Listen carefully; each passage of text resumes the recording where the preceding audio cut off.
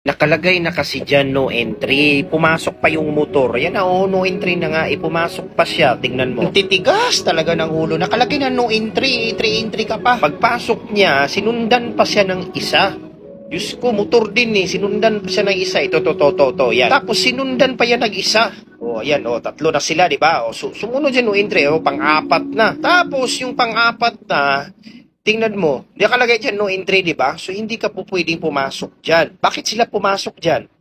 Kasi nga, dito sa kabila, wala silang madadaanan. Kasi nga, open dyan, kanal yan, mahuhulog sila dyan. So, dapat dyan lang sila dumaan kasi walang ibang way. Dyan naman talaga dumaan yung mga motor. Kasi maalanganin sila. Dyan sa kabila, ginagawa kasi yung kanal, naghuhukay ng malalim dyan, kaya doon sila dumaan. So tama lang yung ginawa nila para hindi sila maabala. Kasi kung dito sila sa gilid dadaan, mahuhulog sila doon sa kanal. Rekta kanal sila. So abalahin pa ba yung sarili nila na pupunta sila sa kanal? Hindi na. Dyan na, di ba?